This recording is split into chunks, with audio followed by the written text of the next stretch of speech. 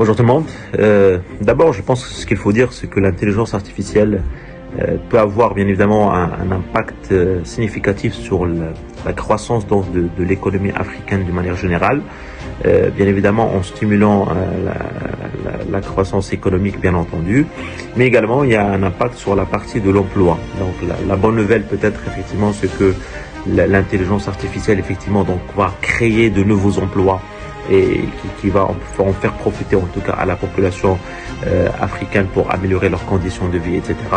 Mais certainement la mauvaise nouvelle c'est que effectivement l'intelligence artificielle il va supprimer d'autres emplois, effectivement, il va réinventer effectivement donc d'autres. Alors par rapport à l'impact de l'intelligence artificielle sur le secteur privé en Afrique, je pense que l'intelligence artificielle donc pourra bien évidemment avoir un impact sur l'amélioration des processus et de la productivité des entreprises africaines, dans le sens où il y a un fort potentiel d'automatiser plusieurs tâches chronophages qui bouffent du temps, de l'énergie et des moyens pour ces entreprises-là, pour se servir bien sûr de la technologie de AI effectivement pour améliorer leur performance. Il y a aussi toute la partie de l'optimisation des processus qui in fine nous ramène vers l'optimisation du coût bien entendu.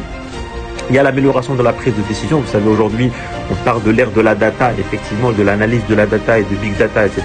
Donc, l'intelligence artificielle pourra être une alternative justement pour en tirer profit de toute cette quantité de données qui sont générées chaque minute, voire chaque seconde, etc.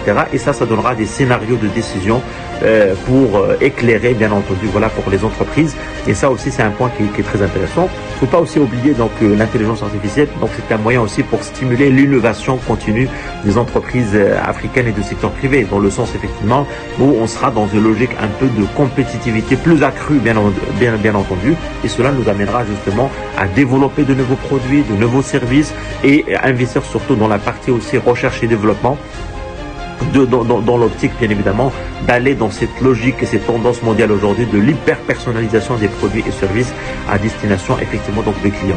Donc tout ça c'est quand même à titre indicatif, en tout cas dans les avantages ils sont nombreux, mais les défis aussi sont multiples bien évidemment, notamment en Afrique. Je pense qu'aujourd'hui certes on peut profiter de l'intelligence artificielle, mais je pense qu'il y a un grand effort déjà à faire sur la partie de la structuration et la disponibilité de la data.